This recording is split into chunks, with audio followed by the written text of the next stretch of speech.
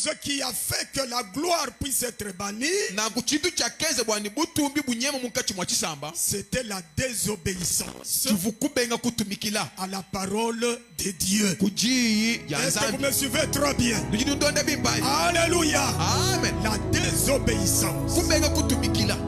Le fait qu'Israël a bouché les oreilles pour ne pas écouter Dieu.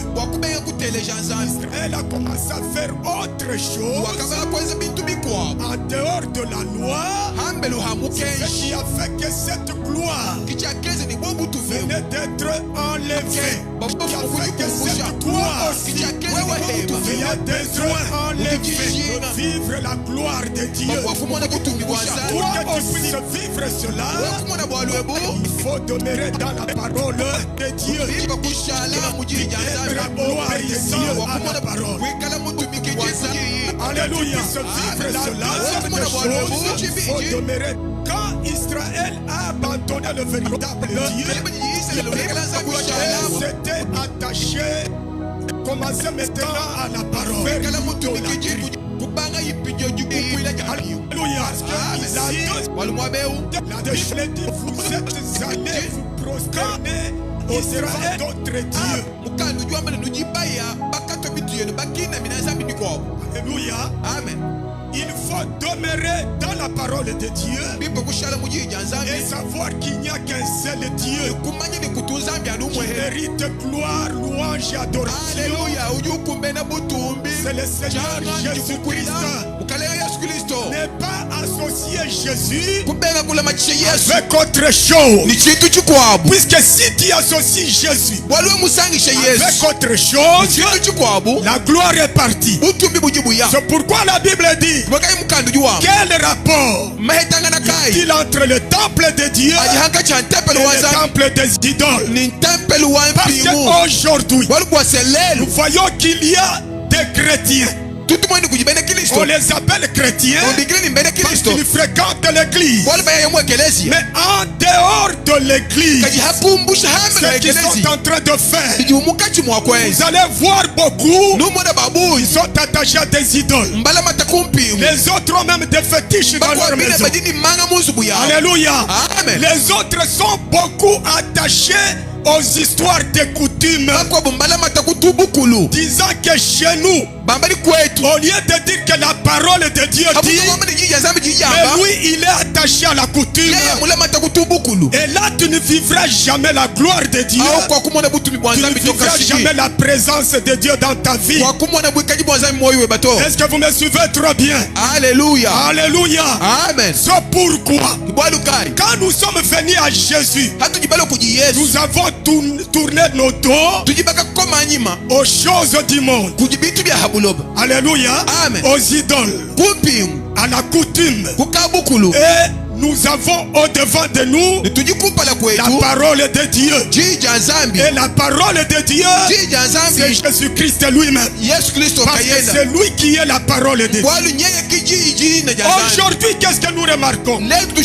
Parce que la Bible dit dans 1 Timothée chapitre 4, le verset 1er, la Bible dit: l'Esprit dit expressément que dans le dernier jour, beaucoup abandonneront la foi et s'attacheront à des esprits séducteurs, à des doctrines de démons. On dit bien beaucoup abandonneront la foi. Cela veut dire ils étaient dans la foi. Ils marchaient dans la gloire. Alléluia.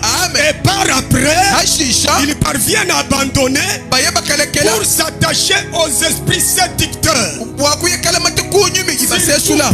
ce temps ici, c'est le temps où il faut tirer attention. Est-ce que vous me suivez trop bien? Alléluia. Amen. Je sais que ici, au mont Carmel, tel que je connais votre pasteur, c'est un homme qui craint Dieu. C'est un homme qui marche dans la parole de Dieu. Et cette église ici est conduite par la colonne de feu qui est la gloire. Mais il y a d'autres qui ont déjà abandonné, qui ont associé autre chose. Alléluia. Amen. Au fur et à mesure que nous avançons dans les choses de Dieu, le Saint-Esprit nous inspire beaucoup de choses. Et le Saint-Esprit nous ouvre les yeux pour comprendre ce temps dans lequel nous vivons. Quand Paul dit ceci, dans le dernier jour, beaucoup abandonneront la foi et s'attacheront à des esprits séducteurs, à des doctrines des démons. Vous devez savoir, quand on parle de doctrine, c'est ce que nous croyons. Alléluia. Amen. C'est que nous disons que c'est ça la vérité. Mais il y a la saine doctrine. Alléluia. Amen. Là nous voyons ce Christ qui est au centre. Parce que dans la saine doctrine, il y a 10 points très importants. Puisque là, quand nous voulons parler, nous voulons parler tout d'abord de ce qui est Dieu. Nous comprenons qui est Dieu. C'est ce qu'on appelle la théologie. En dehors de la théologie, nous avons la bibliologie. La bibliologie, nous croyons que notre absolu, c'est la Bible, c'est la parole de Dieu. On ne peut pas associer autre chose à cette parole ici. Parce que nous croyons que c'est ça la parole de Dieu. Alléluia. Amen. En dehors de bibliologie, nous avons Christologie. Alléluia. Connaître que c'est Jésus qui est le chemin, qui est la vérité, qui est la vie. Amen. Sans Jésus, on ne peut pas arriver au ciel. Est-ce que vous me suivez très bien? Mais quand on enlève Jésus, on le remplace par un homme. On le remplace par un homme, puisque tout homme est mortel. Il n'y a que Jésus qui était mort, enseveli et ressuscité, et il vit au siècle des siècles. En dehors de Jésus, nous avons la pneumatologie. Concernant le Saint-Esprit, comment le Saint-Esprit opère. Là, il y a maintenant beaucoup de choses, de ramifications. C'est pourquoi on dit beaucoup abandonneront la foi et s'attacheront à des esprits séducteurs. Amen. Pendant ce temps ici, il y a beaucoup de choses. Vous allez voir quelqu'un, il est là, il essaye de bouger la tête, il commence à prophétiser. Je peux vous dire ceci, moi j'ai été prophétisé par un homme. Ce qu'il avait dit, c'était la vérité. Il avait dit la vérité sur moi, sur ma vie. Et quand nous sommes sortis, le Saint-Esprit qui dit, ce qu'il a dit, c'est la vérité. Mais l'esprit avec lequel il prophétise, ce n'est pas mon esprit. Alléluia. Amen. C'est pourquoi la Bible dit, un bon arbre, on les reconnaît par son fruit. Amen. Amen. N'est pas accepté pour accepter.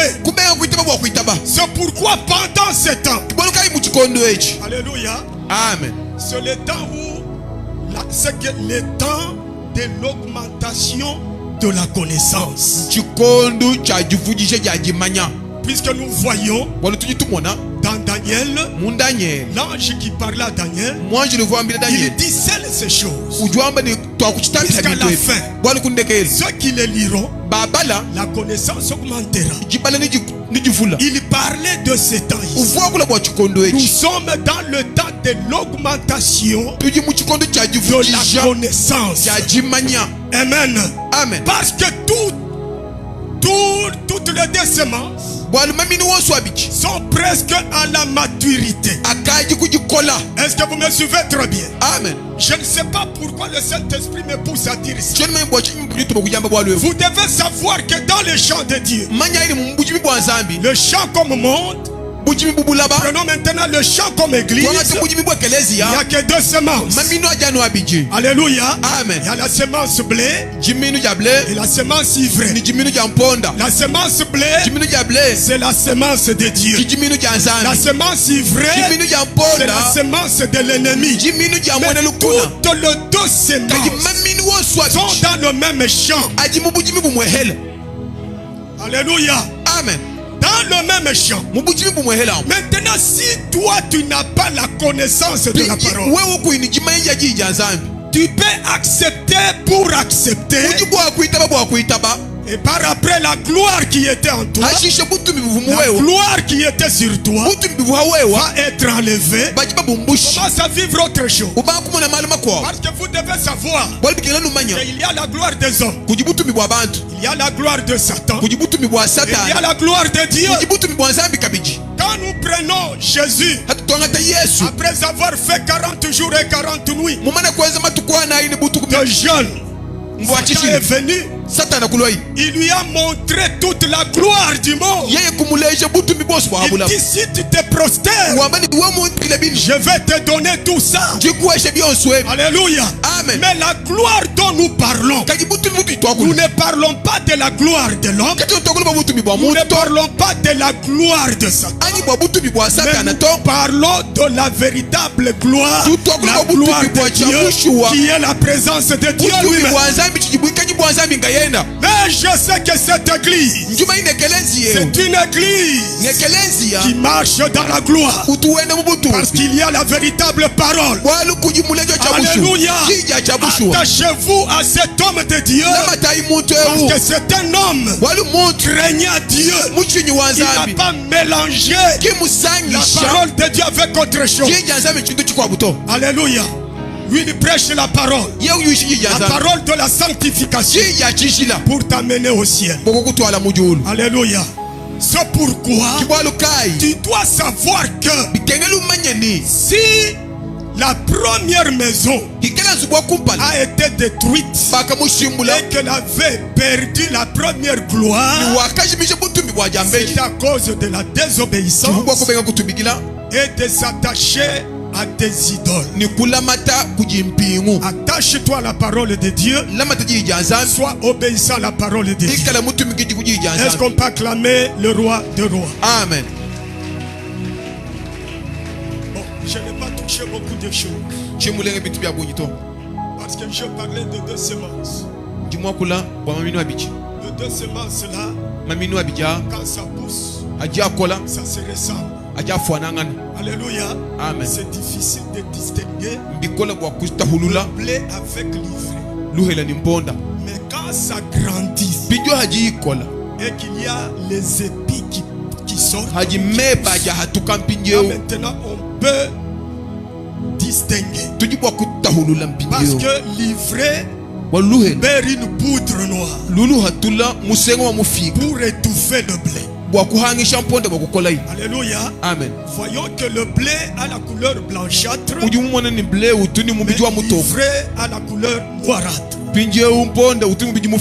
Alors vous devez savoir que nous tous nous sommes dans un champ. Ce champ là qui est l'église. Pendant ces temps ici, il faut vraiment avoir la connaissance pour ne pas être typé par n'importe qui. Parce que la Bible dit, par la ruse des faux docteurs. Alléluia. Amen. Cela veut dire il y a de vrais docteurs, il y a de faux. Ils peuvent bien parler. Ils peuvent bien parler. Mais ils sont dans le faux. Alléluia. Amen. Ils peuvent faire des miracles. Mais leur fruit, vous allez entendre qu'il est dans l'impudicité, la boisson, et aujourd'hui avec l'homosexualité. Il y a même des soi-disant hommes de Dieu. Vous les voyez, c'est un homme, mais la nuit c'est une femme d'autrui.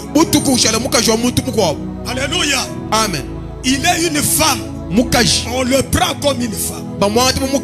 Ce sont deux choses que nous sommes en train de dire, puisque nous connaissons. Ce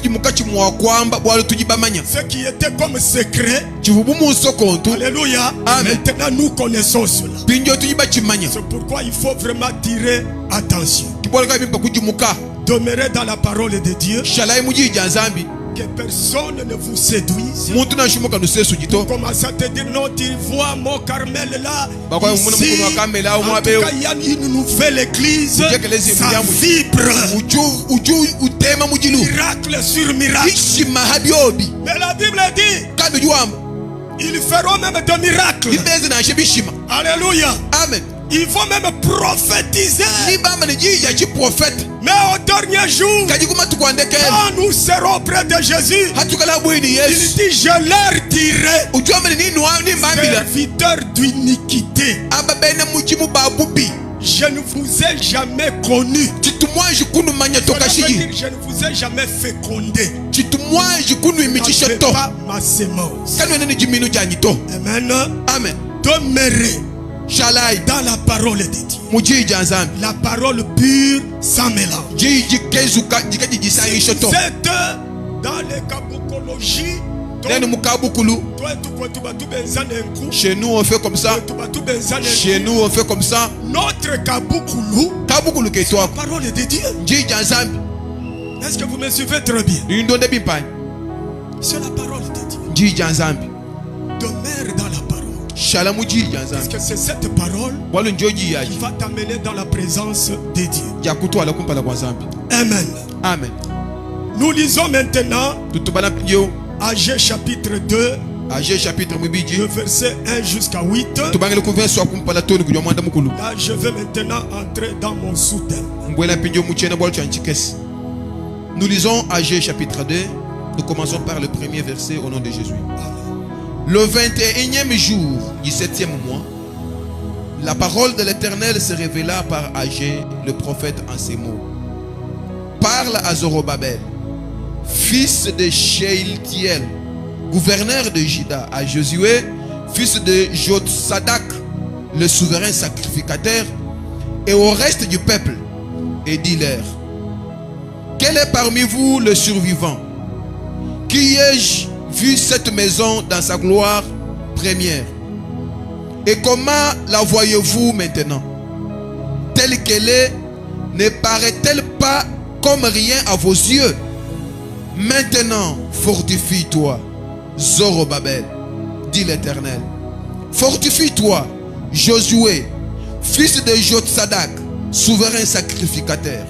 Fortifie-toi, peuple entier du pays, dit l'Éternel, et travaillez, car je suis avec vous, dit l'Éternel des armées. Je reste fidèle à l'alliance que je faite avec vous quand vous sortîtes de l'Égypte, et mon esprit est au milieu de vous. Ne craignez pas, car ainsi parle l'Éternel des armées. Encore un peu de temps, et j'ébranlerai les cieux et la terre, la mer et les secs. J'ébranlerai toutes les nations. Les trésors de toutes les nations viendront, et je remplirai de gloire cette maison, dit l'Éternel des armées. L'argent est à moi, et l'or est à moi. Amen. Dit l'Éternel des armées. Verset. Alléluia. Amen. Alléluia. Amen. Nous voyons cette maison était déjà détruite. Mais comme Dieu c'est un Dieu qui tient toujours sur son alliance, il a regardé l'alliance qu'il avait faite avec Abraham. Alléluia. Amen. Avec Jacob. Il dit, je suis le Dieu de l'alliance. Fortifiez-vous. Alléluia. Amen. Reconstruisez cette maison. Parce que la gloire de cette dernière maison sera plus grande que celle de la première. Alors quand nous prenons le livre d'Agé, nous voyons que ce livre ici Le thème central, c'est la reconstruction du temple. Tout ce qu'on est en train de parler est en train de tourner sur la reconstruction. Le livre d'Agé, je peux le subdiviser en 4 grandes sections. Première section, ça concerne la reconstruction du temple, achever la construction du temple. Deuxième section, c'est la promesse d'une gloire plus grande. Cette gloire qui va se manifester sur la dernière maison. Troisième section, c'est l'appel à la sainteté. Appel à la sainteté suivi d'une bénédiction. Et quatrième section, c'est la promesse prophétique concernant ce temple-là. Mais ce qui nous intéresse ici, ce qui est très important, c'est ce qui concerne la reconstruction et puis la gloire de la dernière maison. Ce qui est très important. Maintenant, nous voulons définir la gloire même. Je crois le premier orateur, hier peut-être il a touché ça. J'étais en train de suivre ça en direct, mais ça s'était coupé. Je suivi une petite séquence tout simplement de 5 minutes. Alléluia. Amen. Alors vous devez savoir ceci. Quand on parle de la gloire de Dieu, c'est la présence et la splendeur de Dieu. La présence et sa splendeur. La Bible dit, notre Dieu, il habite une lumière inaccessible. Quand nous regardons le soleil, personne ne peut fixer ses yeux sur le soleil pendant même 5 minutes. Mais Dieu, lui, il a créé le soleil. Mais comment est-ce qu'il est? Parce qu'on dit il habite une lumière inaccessible. Alors vous devez savoir que quand on parle de la gloire, c'est la présence et la splendeur de Dieu. Maintenant le rabbin juif, ils ont défini cela comme Shekinah, qui signifie demeure de Dieu. C'est pour décrire une manifestation visible de la présence de Dieu et de la gloire de Dieu. Amen. Amen. Quand on dit la gloire de Shekinah, c'est la présence de Dieu sous forme visible. Ici nous voyons Moïse. Moïse avait vu cela comme étant une colonne de nuée, une colonne de feu. Alléluia. Amen. Cette gloire a conduit Israël dans le désert pendant la journée comme une colonne de nuée, pendant la nuit comme une colonne de feu. C'était la présence de Dieu, mais Dieu qui prend la forme d'une colonne de nuée, mais la nuit, il prend maintenant le corps, il devient une colonne de feu. Et nous voyons même du temps du temple de Salomon, au moment où le temple a été construit, comme je l'ai dit avant, dans 1 Roi chapitre 8, le verset 11 jusqu'à 13. Ici nous voyons au moment où le temple a été construit, la Bible nous dit que la gloire de Dieu remplit toute la maison. Alors vous devez savoir ceci. La gloire de Dieu, on l'appelle également kabod. Quand nous prenons kabod, puisque kabod c'est un mot hébreu qui veut dire le poids. Alléluia. Amen. Un poids. En même temps, quand on parle de kabod, nous sommes en train de voir toujours la présence de Dieu. Là, on parle de poids. Alléluia. Amen. Quelque chose qui pèse. C'est pourquoi quand on dit quelqu'un dans sa gloire, il a vraiment du poids. Partout où il passe, on est en train de le respecter. Parce qu'il a du poids, il a de la valeur. Mais ici, nous devons savoir que quand on parle de kabod, si nous voyons la gloire de Dieu, en d'autres termes, le poids. Paul parle de cela dans 2 Corinthiens, chapitre 4 jusqu'à 17. Il appelle cela un poids éternel de gloire. Un poids éternel de gloire. Quand il dit cela, il parle toujours de la présence de Dieu. Alors nous devons aussi comprendre ceci. En grec, la gloire, on appelle cela doxa. Ceci parle de l'éclat.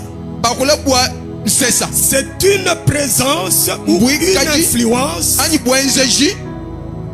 Une présence ou influence.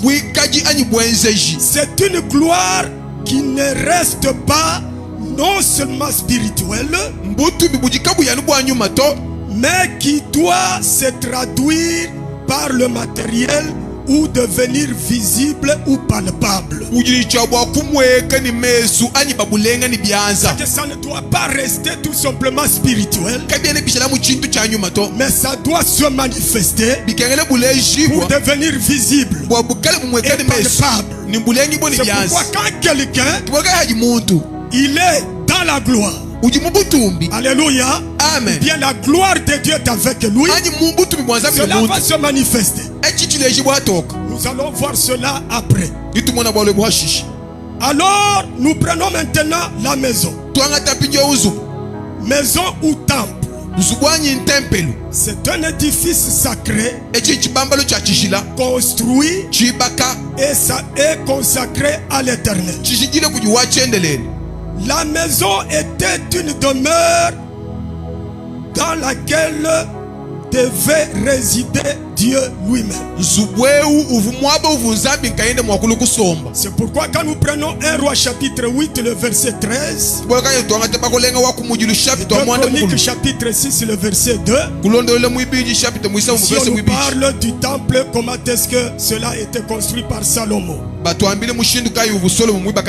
temple était un lieu fixe,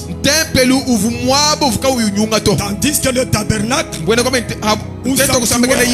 était démontable et transportable. Ici nous sommes en train de parler de la maison de Dieu, qui est le temple. Alléluia. Amen. Qui est fixe. Concernant le temple ou la maison de Dieu, nous devons maintenant distinguer 2 maisons ou 2 temples. Premier temple, c'est le temple de Salomon. Ce temple était le produit de la pensée du roi David. Mais David, lui, ne pouvait pas construire cela. Parce qu'il était un homme de guerre. C'est son fils qui venait de construire cela. Alléluia. Amen. Cette maison qui était dans la gloire, qui a été détruite. Maintenant, on nous parle du deuxième temple, qui est le temple de Zorobabel, ou les seconds temples. Sa construction a commencé en 520. C'est le roi Cyrus qui donna l'ordre de la reconstruction et fit achever en 515 avant Jésus-Christ, c'est-à-dire 40 ans après. Ce même temple, fut restauré et modifié par Hérode. C'était dans l'an entre 20 et 19 avant Jésus-Christ. Et ce temple a été détruit. Alléluia. Amen. Le temple qui venait d'être rebâti.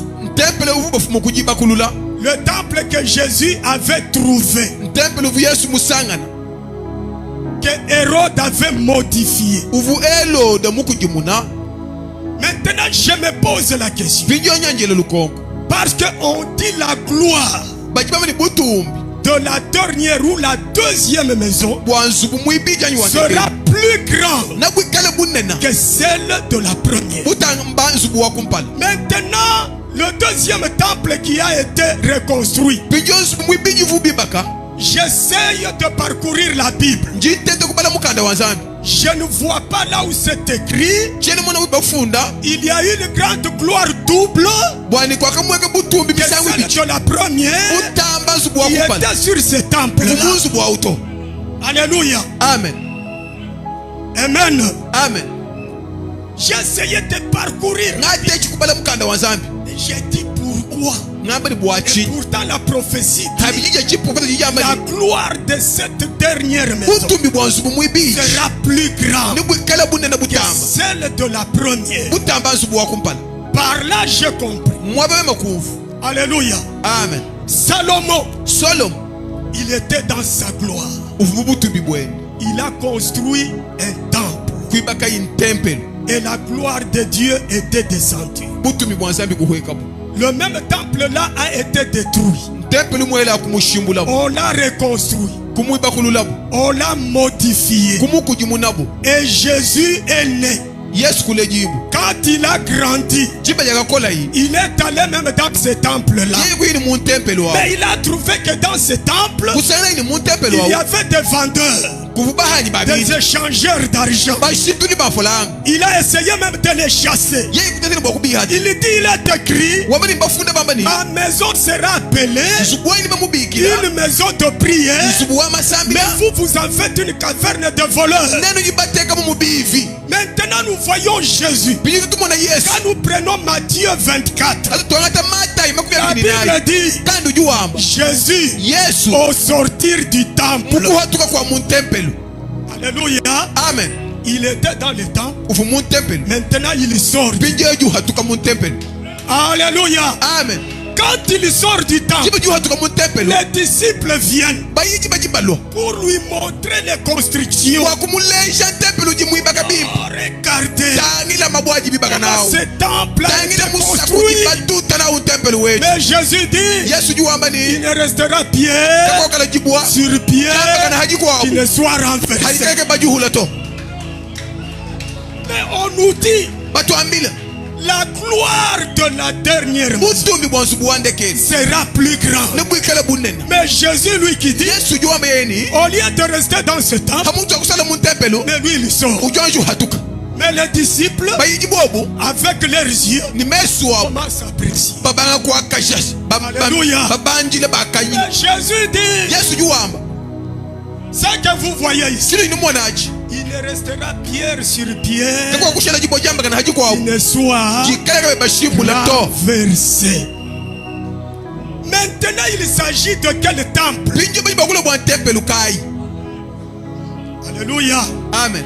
Il s'agit de quel temple? Jésus avec les gens, les disciples, les juifs, traitaient tout ce qui était. Maintenant, il dit, détruisez-moi ce temple et je vais le rebâtir dans 3 jours. Les juifs viennent. Il a fallu 46 ans. Il a fallu 46 ans. Alléluia. Amen. Pour rebâtir ce temple. Mais cet imposteur dit il faut qu'on puisse le détruire et que lui le bâtisse dans 3 jours. Alléluia. Amen. Et pourtant, il parlait du temple de son corps. Alléluia. Amen. Il parlait du temple de son corps. Par là, nous comprenons que le véritable temple qui doit voir la plus grande gloire que celle de la première, il s'agit de Jésus lui-même. Il est le temple, il est la tête de l'église. Alléluia. Maintenant ce temple-là, là je vais vous parler après. Que mon Dieu vous bénisse.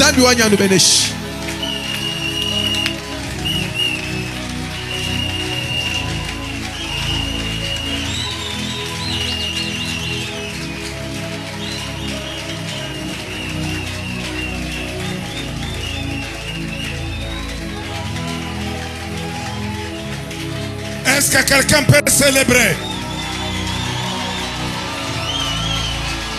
Est-ce que quelqu'un peut célébrer la parole?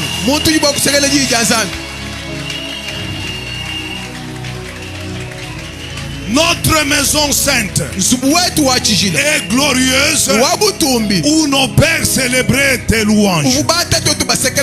Est-ce que quelqu'un peut célébrer dans cette maison sainte?